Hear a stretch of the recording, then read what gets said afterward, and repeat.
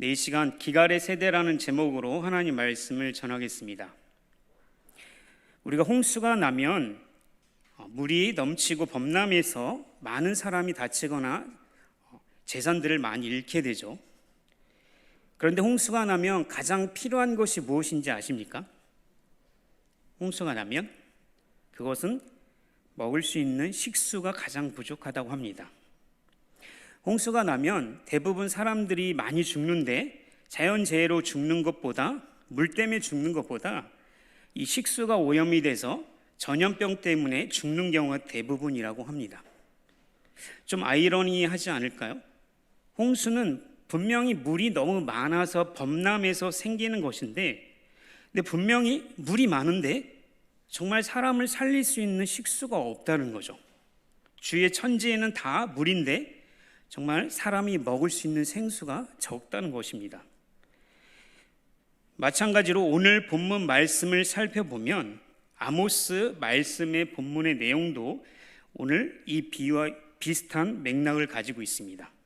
우리가 잠깐 아모스의 말씀의 배경을 살펴보면 여로보암 2세 때의 이야기입니다.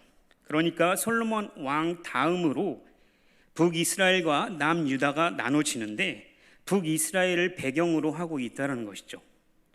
당시 북이스라엘은 여로보암 2세가 다스리고 있었는데 그때는 정치적으로나 군사적으로나 상당히 강력했던 시대였습니다. 그래서 그 성공의 뒤를 이어서 물질적 풍요를 많이 누리고 있었고, 그리고 그 당시에 솔로몬 시대의 영토만큼이나 회복했다라고 성경이 기록하고 있죠. 영토는 하맛 어귀에서부터 아라바 바다까지로서 솔로몬 시대에 가졌던 영토만큼 확장했다고 합니다. 그만큼 당시 정치적으로나 군사적으로나 상당히 강력했던 시대였던 것이죠. 그런데 중요한 것은 분명히 아모스는 남유다 사람입니다. 남유다 사람이 그것도 정식 선지자가 아니라 선지자의 절차를 받은 사람도 아니고 그냥 목동 일을 하던 사람인데 하나님께서 그를 세워서 그것도 남유다가 아닌 북이스라엘로 그를 이끌으셔서 그곳에서 말씀을 전한다는 것이죠. 근데 문제는 그의 말씀에 선포해야 될 메시지가 너희들은 망한다라는 메시지라는 거죠. 아이러니하지 않습니까? 분명히 축복을 받았다. 그리고 뭔가 하나님이 보시기에 우리를 축복해줬기 때문에 이만큼 잘 살고 정치적으로나 군사적으로나 물질적으로 풍요한 이 시대인데 왜 우리가 멸망당해야 하느냐라고 그들은 되물을 수밖에 없는 그런 상황이었죠. 그런 상황 속에서 아모스가 하나님의 말씀을 전파했던 것입니다. 그런데 문제는 아모스 말씀을 쭉 읽다 보면 하나님께서 분명히 북이스라엘에 대한 선포의 말씀들 중에 그들의 죄악된 부분에 대해서 많이 다루시는데 그 중에 대략적으로 살펴보겠습니다. 아모스 2장 10절에서 12절까지 말씀을 같이 한번 읽어볼까요? 네, 읽겠습니다. 시작. 내가 너희를 애굽 땅에서 이끌어내어 40년 동안 광야에서 인도하고 아모리 사람의 땅을 너희가 차지하게 하였고 또 너희 아들 중에서 선지자를 너희 청년 중에서 나실 일을 일으켰나니 이스라엘 자손들아 과연 그렇지 아니하냐. 이는 여호와의 말씀이니라. 그러나 너희가 나실 사람으로 포도주를 마시게 하며 또 선지자에게 명령하여 예언하지 말라 하였느니라. 아멘. 그러니까 이 말씀을 요약하자면 12절에서 말씀하는 것 같이 이 북이스라엘 사람들은 한마디로 하나님을 잃어버렸다는 것이죠. 하나님께서 일으킨 선지자들을 그들의 이야기를 듣지 않는 거예요. 그 당시에는 하나님께서 성경에 기록된 말씀도 분명히 있었겠지만 대부분 선지자를 통해서 하나님의 말씀을 전하시기 때문에 그 말씀의 예언의 말씀을 듣지 않는다는 것은 하나님의 말씀을 듣지 않는 것이고, 그리고 그것은 곧 하나님을 거부한다는 말이죠.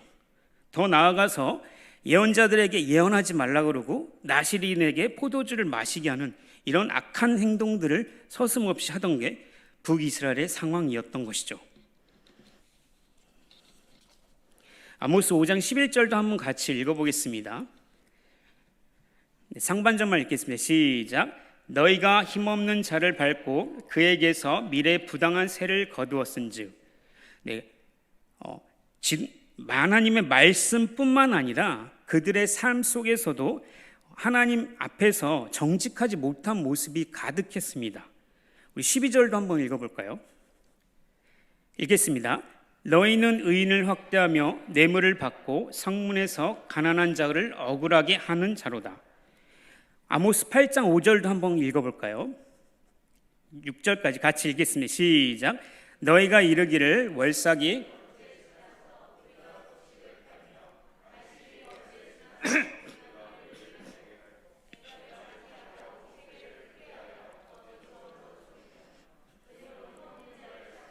신앙켤레로 가난한 자를 사며 찌꺼기 밀을 팔자 하는도다. 그러니까 이 말씀에서 정확히 볼 수 있듯이 북이스라엘 사람들의 모든 생각 속에는 오직 그들의 유익, 이득에만 눈이 멀었다는 거죠. 곡식을 어떻게 하면 더 많이 거둘까? 안식일이 언제 되어서 안식일이 끝나면 이걸 갖다 팔아서 이득을 좀 볼까? 그리고 어떻게든지 사람을 속여서 더 많은 이득을 취할까? 이렇게 생각하고 있었던 것이죠. 그러니까 안식일을 거룩히 지키라는 하나님 말씀보다는 그 안식일 때문에 얻게 되는 유익을 더 바라고 있었던 것입니다. 더 나아가서 의인을 확대하고 뇌물을 받는 것을 아무렇지도 않게 생각하고 판결을 더 흐리게 한다. 그러니까 지도자들이 판결을 내려야 되는데 거기서도 악이 있다라는 거죠. 그리고 가난한 자는 더욱 가난해지고 부한 자는 더 부해지는 이런 시대가 되어버린 것입니다. 얼마나 세금을 많이 거뒀으면 심지어 자신의 동족을 신발 한 켤레 값으로 팔아버리는 이런 엄청난 일들이 벌어지게 된 것이죠. 이 상황이 지금 북이스라엘 상황이요. 그런데 그들의 상황은 아까 앞에서 살펴보았듯이 정말 나라가 잘 살고 있어요. 그러니까 문제는 나라는 잘 살게 되고 군사적으로 경제적으로는 정말 풍요롭지만 그들의 윤리적인 타락, 영적인 타락은 너무나 커져갔던 것이 북이스라엘의 상황이었습니다. 그래서 하나님께서 아모스를 부르셔서 그 북이스라엘에 보내셔서 너희들 이렇게 살면 안 된다, 회개하고 돌아오라는 말씀을 시작해서 아모스 마지막 절 갈 때까지는 너희들을 심판하는 것이 완전히 확정됐다, 이제는 돌이킬 수 없다라고 할 정도까지 그들의 상황이 더 악해져가는 모습을 아모스는 계속 보면서 하나님 말씀을 전해야 했던 것이죠. 하나님 말씀 심판의 내용은 이것입니다. 오늘 본문의 8장 1절에서 보면 여름의 환상인 말씀이 보이는데 그것은 여름 과일 광주리 환상이 나옵니다. 8장 1절에서 3절까지의 말씀인데 여름 과일은 그것이 마지막이다라고 얘기하면서 그 끝을 의미하는데 이것은 이스라엘의 죄악이 무르익어서 더 이상 이제 할 수 없다라는 하나님의 절대적인 결단을 말씀하고 있는 거죠. 그들에게 심판이 완전히 이르렀다라는 말씀을 하시면서 하나님께서 그 뒤로 가시면서 침묵하십니다. 8장 11절 한번 같이 읽어볼까요? 하나님의 심판의 내용인데 우리 읽었던 본문을 한 번 더 읽겠습니다. 시작.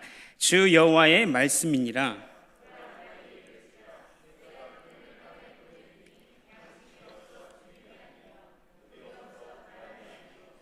그 말씀을 듣지 못한 기갈이라. 하나님께서 심판의 내용을 상세하게 설명하시는데 주 여호와의 날이 이를 건데 그때 어떤 일들이 일어날 것이냐면 기근과 기갈을 하나님께서 보내실 것이다 라고 말씀하시죠. 양식이 없어서 줄인 것이 아니라고 하시죠. 또한 물이 없어서 목말라 죽는 게 아니라고 말씀하십니다. 이 말씀의 핵심은 무엇입니까?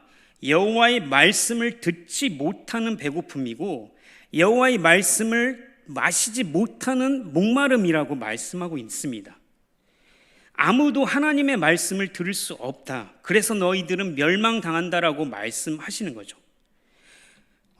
그도 그럴 것이 이스라엘 백성들에게는 지금 북이스라엘에게는 그들의 눈을 가릴 수밖에 없던 이유가 있죠. 그들이 정말 하나님의 말씀을 들을 수 없게 만드는 것들은 대부분이 나라가 잘 살고 물질적으로 풍요를 누렸기 때문이라는 것이죠. 신발 한 켤레 값으로 자기 동족을 팔으면서까지도 이득을 취했기 때문에 그들이 볼 수 있는 것은 우리가 이렇게 잘 사는데, 우리가 이렇게 복을 받았는데 어떻게 멸망을 받을 수 있느냐라고 오히려 아모스에게 대묻는 질문을 하게 됩니다. 하나님을 두려워하는 사람은 거의 없고, 정말 진심으로 하나님께 경배하는 사람은 없고, 그들의 눈은 물질로 눈이 멀어져 있었던 것이죠. 그렇기 때문에 가난한 자신의 동료를 보면서도, 그 동료가 팔려가는 것도 보면서도 그거를 아무렇지도 않게 신발 한 켤레 값으로 팔아넘기는 이런 악한 일들까지 하고 있었다는 것입니다. 하나님보다 물질을 더 사랑했기 때문이라는 것이죠. 그렇다고 하나님 말씀이 아예 없었느냐? 그렇지 않습니다. 아모스 이후에도 계속해서 하나님께서 선지자를 계속 보내서 하나님은 말씀하고 계시죠.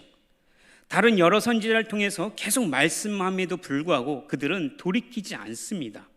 오히려 선지자들이 그 외침을 오히려 반역으로 보고 이스라엘 백성들에 대한 오히려 악한 행위로 치부해서 오히려 이렇게 묻는 거죠.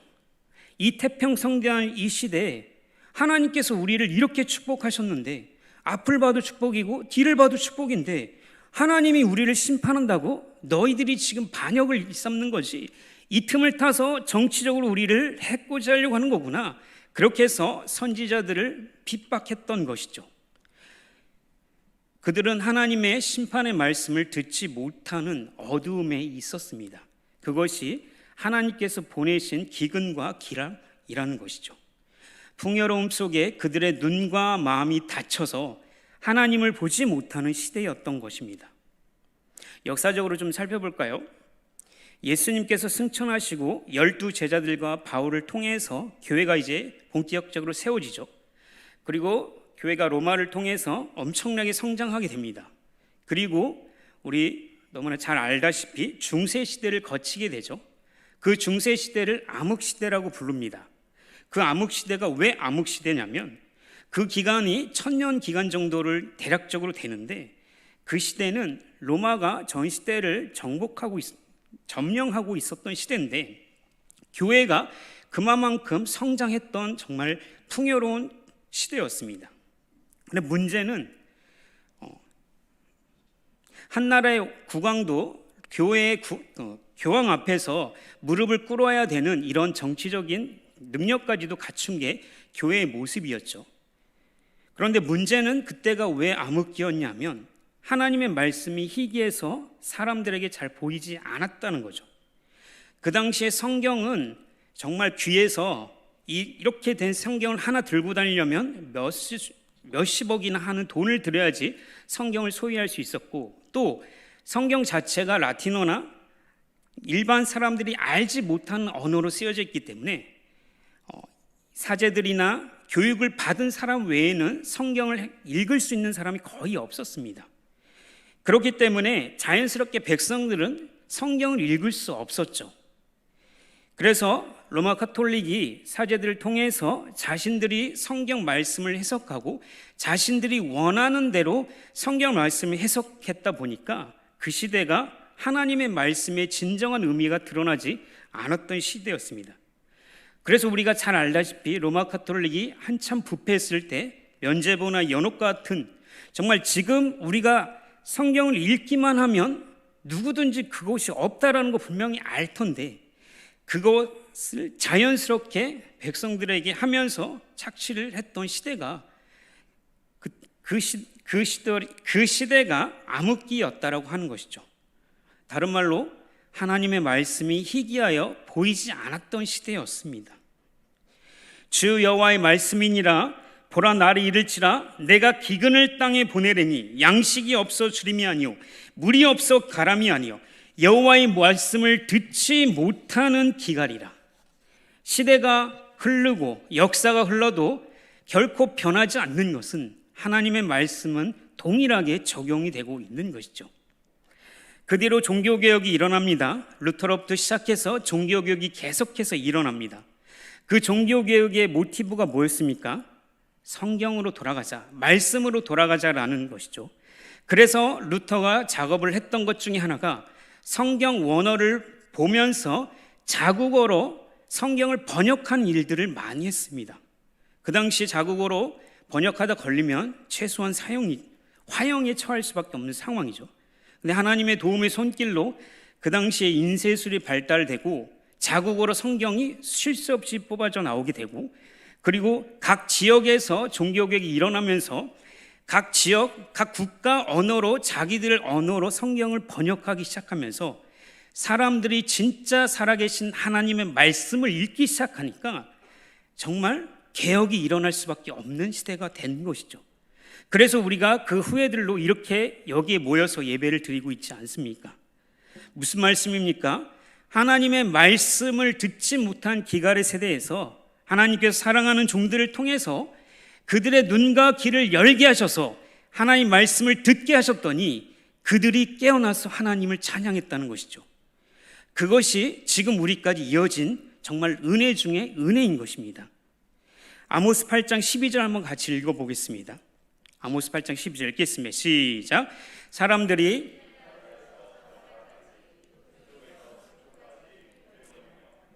여호와의 말씀을 구하려고 돌아다녀도 얻지 못하리니. 무슨 말씀을 하고 계십니까? 주의 말씀을 찾아도 찾지 못할 것이다 라고 얘기하죠. 그날의 아름다운 처녀와 젊은 남자가 라고 얘기하죠. 그 말은 무엇입니까? 인생 중에서 가장 강한 시기, 힘이 좋고 가장 아름다운 시기가 아름다운 처녀와 젊은 남자의 시기인데, 이때 하나님의 말씀을 열심히 찾아도 찾지 못한다라고 말씀하고 있는 거죠. 아무리 애를 써도 하나님 말씀을 찾지 못하는 그 시대에 그것이 이를 것이다라고 하나님께서 심판의 말씀을 말씀하고 계십니다. 시대를 좀 더 거슬러 올라가서 현재 저희 나라를 볼까요? 우리나라를 볼까요? 이 대한민국은 정말 축복받은 나라이죠. 왜 축복받은 나라이냐면 선교사가 처음 우리 대한민국에 들어오기 전에 이미 신약으로 된 성경이 번역이 돼서 그거를 들고 선교사님들이 들어왔다는 거죠.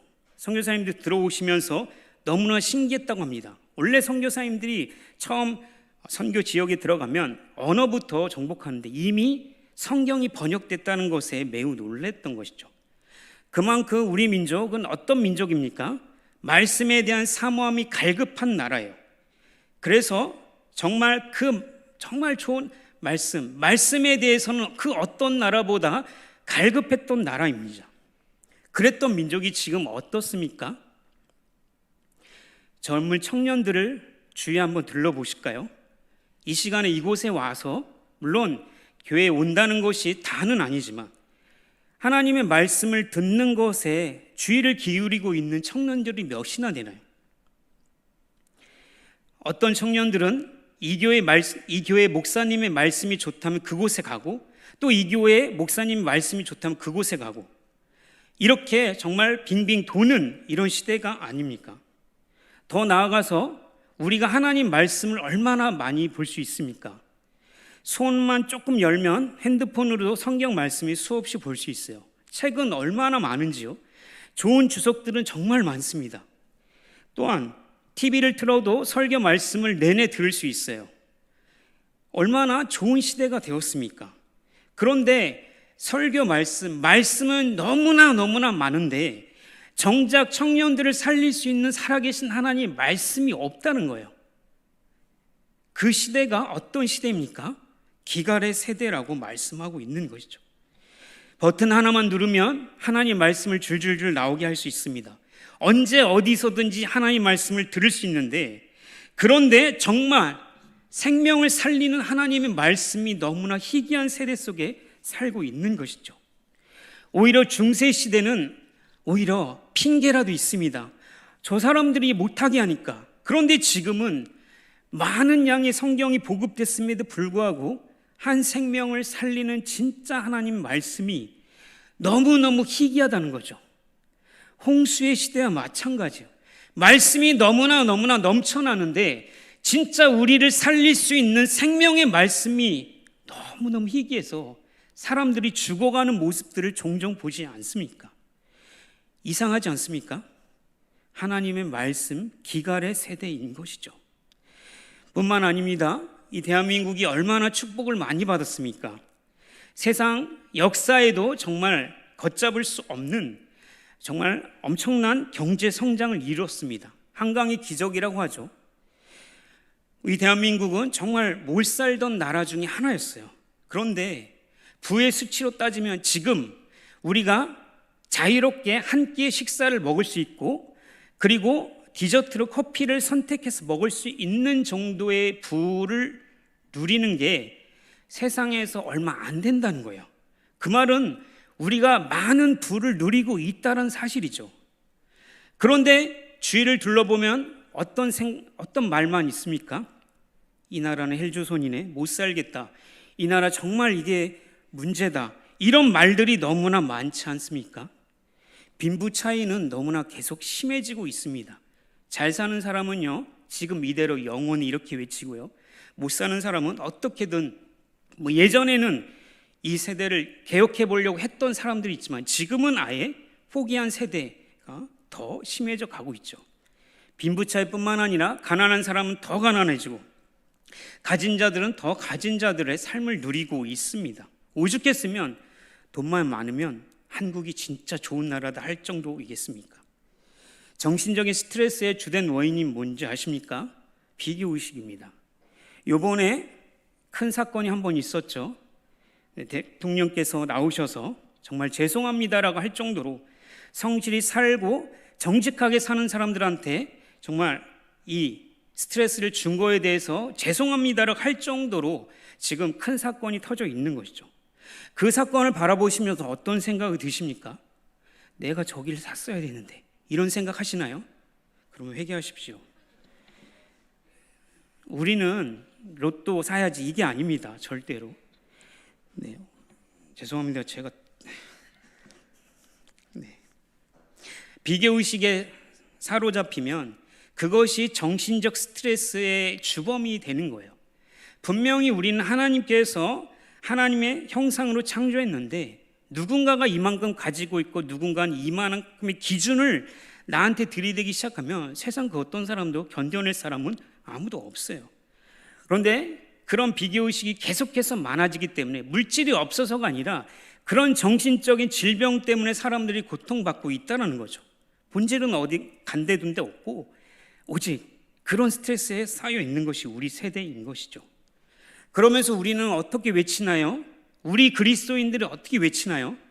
물론 안 그러신 분이 너무나 많다는 거 압니다. 그런데 이 축복을 봐라, 하나님께서 정말 앞을 봐도 축복해줬고 뒤를 봐도 축복해줬지 않느냐, 하나님이 이 민족을 너무나 사랑해서 이 제사장 나라로 삼지 않았느냐 하면서 이 축복을 마음껏 누리자, 이렇게 얘기하고 있는 세대가 아닙니까?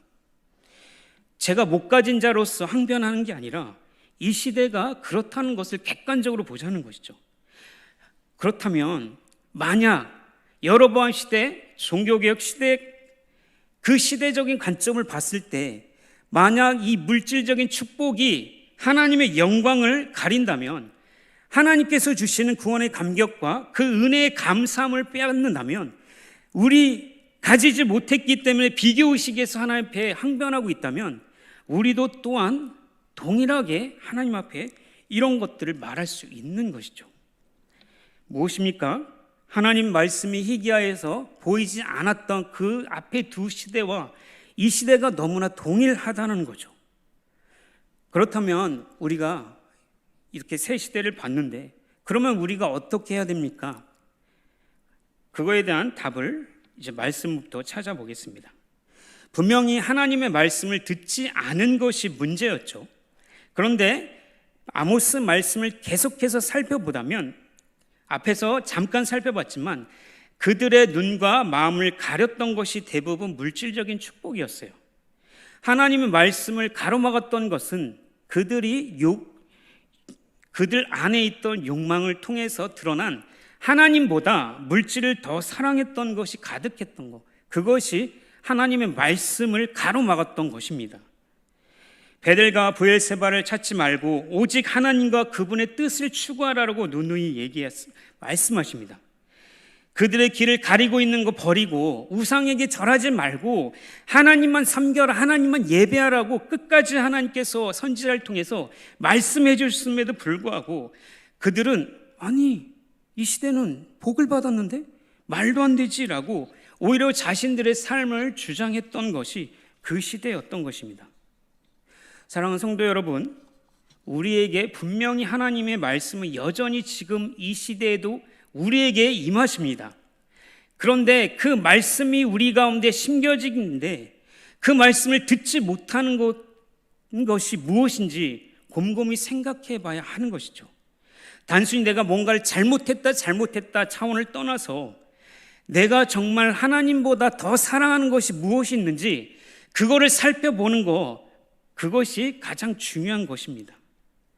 물질적 풍요가 그들의 눈을 가렸다면 더 나아가 그들이 그 풍요 때문에 하나님보다 물질을 더 사랑했기 때문에 하나님의 말씀의 율법을 어기고 정의롭지 못한 방법을 써가면서 그 물질을 계속적으로 유지하려고 했다는 것이죠. 그러니까 어떻게 됐습니까? 딱 한마디로 표현하면 신발 한 켤레 값으로 자신의 동족을 팔아 넘기는 것까지 그 상태가 되었던 것이죠. 그러면 우리는 질문해야 합니다. 그러면 우리는 어떻게 해야 됩니까? 우리는 어떻게 하나님 해야 됩니까? 라고 했을 때 분명히 하나님께서는 자비로우신 분이고 은혜로우신 분이기 때문에 우리들에게 경고의 말씀을 지금도 여전히 하고 계십니다. 아모스 5장 4절을 찾아서 읽겠습니다. 5장 4절 읽겠습니다. 시작. 여호와께서 이스라엘 족속에게 이와 같이 말씀하기를 너희는 나를 찾으라 그리하면 살리라. 무슨 말씀을 하고 계십니까? 나를 찾으라라고 말씀하시죠. 하나님만 찾아라, 하나님만 바라보아라 라고 말씀하시죠. 하나님께서 이스라엘 백성들을 이렇게 말씀하셔. 나를 찾으라. 그러면 너희는 살 것이다. 그런데 사실 하나님께서 아버지가 되시잖아요. 그런데 왜 하나님께서 심판의 말씀을 얘기하실까요? 아버지가 자식을 너 그렇게 하면 너 혼나라고 얘기할 때는 분명한 이유가 있는 것이죠. 어떤 자녀가 바로 앞에 조금만 가면 낭떠러지예요. 그런데 그 낭떠러지를 기뻐하면서 막 가고 있어요. 그러면 그 모습을 보고 있는 진짜 부모라면 어떻게 할까요? 아, 우리 아이 찬양 잘하네. 아유, 그래 계속 가. 아멘. 이렇게 해서 보낼 부모가 있을까요? 아니죠. 불타는 마음으로 가서 그 머리끄댕이를 잡던지 어떤 걸 잡아서 거기서 끌어내는 게 부모의 마음이에요. 마찬가지죠. 자비로우신 하나님께서 그들에게 선지자를 계속해서 보내는 이유는 하나님의 말씀을 들어라. 너희가 다른 것을 찾지 말고 하나님만 찾아라. 나를 찾으면 살 것이다 라고 계속해서 보내고 계시는 거예요. 그것이 하나님의 아버지, 자비로우신 하나님 아버지의 마음인 것이죠. 그렇기 때문에 심판을 받는 그들의 입장에서는 간단한 문제입니다. 자기들의 눈을 가렸던 것들을 버리고 하나님만 찾으면 되는 문제이죠. 그런데 어떻게 했습니까? 끝까지 이스라엘 백성들은 듣지 않아요. 아모스 5장 6절 한 번 더 읽어볼까요? 읽겠습니다. 시작. 너희는 여호와를 찾으라 그리하면 살리라. 그렇지 않으면 그가 불같이 요셉의 집에 임하여 멸하시리니 베델에서 그 불들을 끌 자가 없으리라. 6절에서 또 뭐라고 하시나요? 여호와를 찾으라 그리하면 살 것이다라고 계속해서 반복하고 계시는 거예요. 그러면 여호와를 찾는 게 뭘까요? 하루 종일 여호와만 묵상하고 여호와 수천 번을 되새기는 거? 아니 예배를 하루 종일 드리는 게 여호와를 찾는 걸까요? 더 구체적으로 말씀하고 계십니다. 아모스 5장 14절과 15절 읽겠습니다. 같이 읽겠습니다. 너희는 살면서 선을 구하고 악을 구하지 말지어다. 만군의 하나님 여호와께서 너희 말과 같이 너희와 함께 하시리라. 너희는 악을 미워하고 선을 사랑하며 성문에서 정의를 세울지어다. 만군의 하나님 여호와께서 혹시 요셉의 남은 자를 불쌍히 여기시리라. 아멘. 무엇을 얘기합니까? 3번 반복해서 등장하는 것은 하나님을 찾는 거, 하나님 찾는 게 뭐냐? 선을 행하라라고 말씀하고 있는 거예요. 그러니까 하나님을 찾는다는 것은 단순히 예배만 열심히 해야 된다는 게 아니라 예배를 정말 진정으로 하나님께 드렸다면 그에 맞는 윤리적인 삶을 살아가라라고 말씀하시는 거예요. 하나님을 찾으라는 말은 단순히 제사 드리는 거에만 목적이 하는 것이 아니라 그 마음이 진짜 하나님을 사랑한다면 내 이웃을 내 몸과 같이 사랑하는 그 자리까지 나아가라고 말씀하시는 거죠. 그건 하나님의 말씀을 우리가 진짜 찾는 것이고 하나님을 찾는 것입니다. 우리 여기 계신 권사님, 장로님들 결혼 다 하셨죠? 네.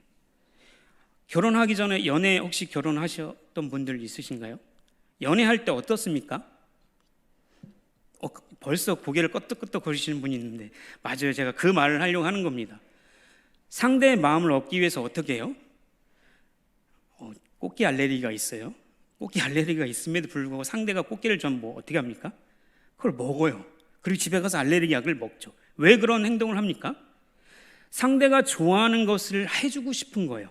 반대로 상대가 싫어하는 것은 어떻게 합니까? 하지 않는 거죠. 그게 사랑하는 것입니다.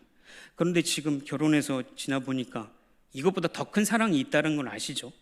그런 것처럼 우리가 진짜 하나님을 사랑한다면 예배를 진심으로 드렸다면 하나님께서 하지 말라라는 거 하지 않고 하나님께서 선하다라고 얘기한 것들을 실행해 가야 되는 거, 그게 진짜 하나님을 찾는 거고 하나님 앞에 나아가는 것이라고 말씀하시는 거죠. 그러니까 예수님께서 말씀하셨잖아요. 율법이 뭔지 아니? 성경이 뭔지 아니? 하나님을 사랑하고 그리고 이웃을 사랑하는 거야 라고 핵심을 말씀해 주고 계시는 거죠. 시편 89편 14절 읽겠습니다. 의와의 공의가 주의 보좌의 기초라. 인자함과 진실함이 주 앞에 있나이다.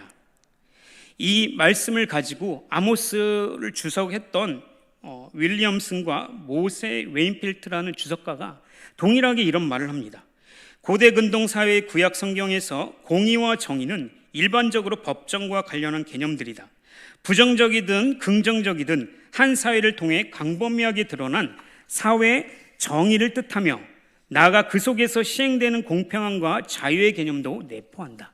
무슨 말입니까? 아모스에서 말하는 신앙과 경건의 핵심은 구약 성경에서 누누이 얘기하고 예수님께서 누누이 얘기하셨던 공의와 정의를 실천하는 그 실제적인 삶이다라고 말씀하고 계시는 겁니다.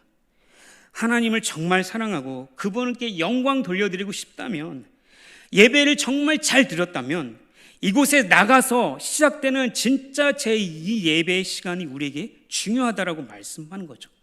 이웃을 사랑하고 그 이웃의 필요를 채워주고 정말 우리에게 악하게 하는 그 사람들까지도 사랑하고 긍휼히 여기려는 그 마음과 실제적인 행동, 그것이 담겨 있어야 하나님을 사랑하는 것이다라고 아모스 말씀을 통해서 말씀하고 계시는 것입니다. 사랑하는 성도 여러분, 이 시대는 영적인 기갈 세대입니다. 배고픔과 목마름이 가득한 세대 속에 살고 있습니다. 그것은 다름이 아닌 하나님의 말씀을 듣지 못하는 시대 속에 들어있는 것이죠. 그런데 이 말씀이 수천 년 전에 그 말씀 그대로 그때는 그거야 라고 치부하는 게 아니라 그 말씀이 여전히 지금 우리에게도 우리 앞에 바로 있다는 것이죠. 그렇기 때문에 하나님 말씀을 듣는 것만 즐거워하는 게 아니라 그 말씀을 들었다면 그렇게 나아가서 살아가는 거죠.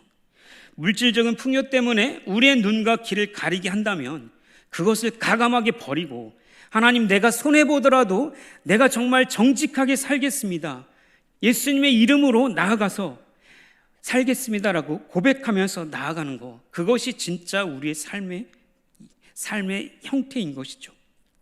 우리는 조금 더 편하게 사는 것이 우리의 삶의 목적이 아닙니다. 조금 더 넓은 평수에서 살아가는 게 우리의 자랑거리가 아니라 조금 더 편하고 더 좋은 차를 끄는 것이 우리의 목적이 아니죠. 조금 더 없더라도, 조금 더 부족할지라도, 때로는 없고 굶을지라도 힘들고 어려운 이웃이 있다면 그들을 도울 수 있는 실제적인 행동까지 하는 것, 그것이 우리에게 진짜 신앙의 모습인 것이죠. 하나님을 찾는 방법은 이것입니다. 사랑하는 성도 여러분, 하나님을 찾으십시오. 나를 찾으라, 그리고 선을 행하라고 하신 그 말씀 앞에 다시 한번 예수님께 왔던, 가늠하다 잡혀왔던 그 여인을 생각하셨으면 좋겠습니다. 모든 사람들은 다 그녀를 향해서 돌을 들고 예수님의 명령 하나만 떨어지면 던져서 그를 정죄하려고 했죠. 그런데 예수님께서 뭐라고 말씀하시나요? 죄 없는 자가 먼저 치라라고 했을 때 많은 사람들이 그 찔림에 찔려서 다 돌아갔죠. 그리고 예수님이 하셨던 뒷말이 정말 저희들에게 핵심 말씀이죠. 나도 너를 정죄하지 않는다. 다시는 가서 이와 같은 죄를 짓지 말라라고 말씀하셨습니다. 사랑하는 성도 여러분, 우리의 눈과 귀를 가리고 있는 것들이 무엇인지 더욱더 생각하시고 미움과 질투와 시기와 위선과 어떤 것이 때문에 우리의 마음이 가려지지 않기를 예수님의 이름으로 기원합니다. 그리고 그렇다면 정말 주님 앞에 회개하고 새로운 마음과 오래 참음과 관용과 그리고 사랑의 마음으로 더 성도를 사랑하며 이웃을 사랑하는 우리 성도님들이 되기를 주님의 이름으로 기도합니다.